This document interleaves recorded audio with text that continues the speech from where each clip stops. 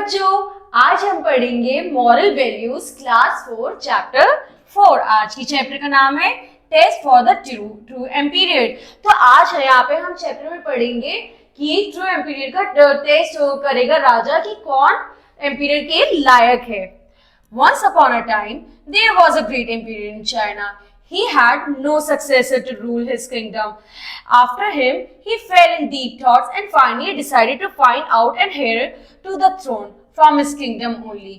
अब एक बार की बात है, चाइना में एक एम्पीरियर था जिसका अपना कोई सक्सेसर जो अपने किंगडम था उसको बहुत ही अच्छे से चला रहा था। अब एक दिन वो बहुत सारा डीप थॉट्स में पड़ गया कि उसके बाद उसका कौन वो होगा, कौन ध्यान रखेगा उसके राज्य का। He decided that the child should be honest and treat everyone equally. उसका मन था जो भी उसका एम्पीरियर संभाले वो दूसरों को बहुत अच्छे, वो अपने एम्पीरियर का ध्यान रखे, केयर करे और सही राह पे चले। He wanted to train that child under his own supervision and guidance, so that in future the kingdom would be properly ruled by the honest king. अब वो चाहता था कि जो भी बच्चा आगे उसकी किंगडम पे बैठे उसको वो खुद सुपरवाइज करे। क्यों? क्योंकि वो चाहता था कि उसकी वो देख रेख, वो सबका ध्यान रखे, वो ऑनेस्ट रहे, वो जो फ्यूचर है किंगडम का वो उसी के हाथ में रहेगा। तो उसको एक ऑनेस्ट वो चाहिए था, ऑनेस्ट एंड काइंड किंग चाहिए था। So he declared for the good competition. He gave invitation to all the children of his kingdom at the huge place. तो अब उसको जो चीज चाहिए थी तो उन्होंने सारे बच्चों को एक कंपटीशन में बुलाया ताकि वो एक अच्छा इंसान ढूंढ सके।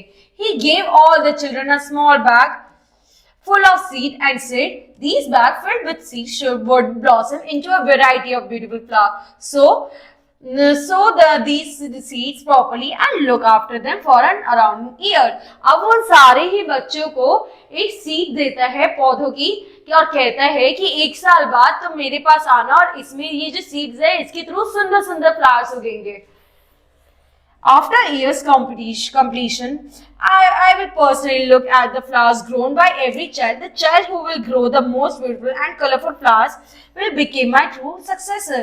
वो कहता है अब मैं आखिरी साल के आखिर में खुद से देखूंगा कि किसने कितने ज्यादा फूल उगाए और जितने सबसे ज्यादा करे होंगे उसी को मैं अपना राजा घोषित करूंगा। All the children of the kingdom went back to their homes and with their small bag of seeds. Chang was one of the children.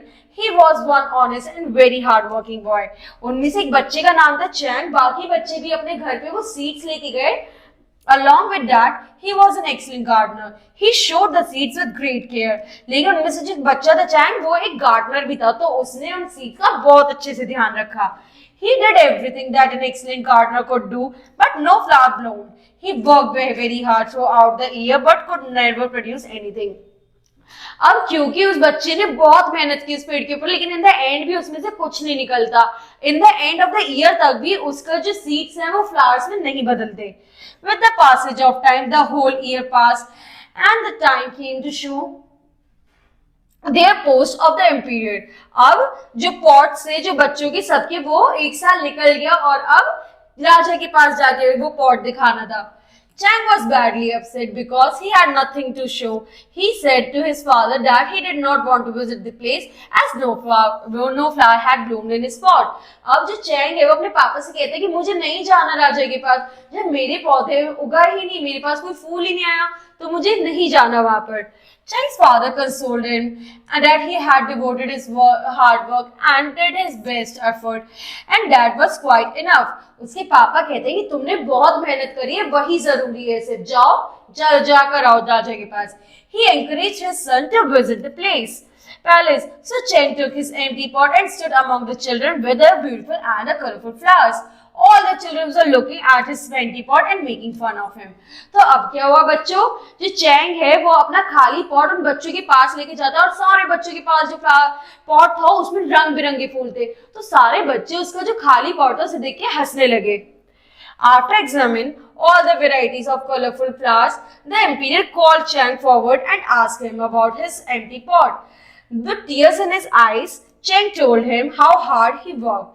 The emperor was carefully heard his story and said, "My son, I'm proud of you.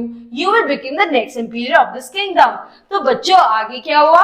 जो Cheng है वो बाकी बच्चों के बाद अपना pot भी दिखाता है राजा को, और राजा से माफी मांगते हुए कहते हैं कि मुझे माफ करना, लेकिन मेरे पॉट में मैंने खूब मेहनत की थी बट कोई फूल नहीं आया। ये सुन के जो राजा है वो बोलता है अब तुम ही मेरे नेक्स्ट एम्पीरियर बनोगे। क्यों? Everybody present over here was badly shocked by listening to the emperor's decision.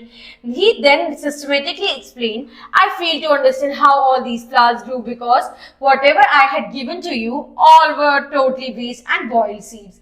तो राजा के जब सब लोग शॉक होकर ये देखते कि राजा ने उसे क्यों बनाया है ऐसे राज्य में टॉप पर, तो वो समझाते कि मैं तो तुम सबके पौधे देख के शॉक हूँ, क्योंकि जो सीड मैंने दिए थे वो उबले हुए था, उसमें से कुछ निकलना ही नहीं था, तो इतने सारे पौधे कहाँ से आए?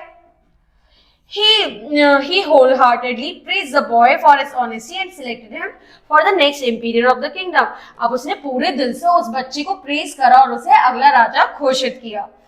अब हमने इसमें हमारे क्या थॉट्स है बच्चों? An honest person is somebody whom we trust because he or she does not lie. हम अगर दो लोग हैं हमारे सामने से जो झूठ बोलता होगा, जो सच बोलता होगा, तो हम किस पे भरोसा करेंगे बच्चों? हम सच बोलने वाले व्यक्ति पे भरोसा करेंगे। तो इसी तरीके से सच बोलने वाले व्यक्ति पे सब भरोसा करते हैं। Honesty is the best policy and best image. अगर कोई इंसान सच बोल रहा है तो उसकी सबसे अच्छी इमेज बनेगी, because honest is the best policy. Honesty and prosperous is in every condition of life. Honesty जो है वो जिंदगी में हमेशा आपको सक्सेस देगी। और अब हमें क्या याद रखना है बच्चों? Honesty and truthfulness are merits of progress in life. अगर हम जिंदगी में सच बोलेंगे और सच का साथ देंगे, वही हमारी जिंदगी में सक्सेस पहुंचा सकती है। One should be fully devoted towards one's work. एक इंसान को अपना जो भी काम कर रहा है उसमें अपना पूरा डिवोशन देना चाहिए। Honestly, honesty always leads towards success. अगर हम जिंदगी में सच बोलेंगे तो वो हमेशा हमें सक्सेस की तरफ ले जाएगी। ठीक है बच्चों, अब अगली क्लास में अगला चैप्टर पढ़ेंगे। Thank you.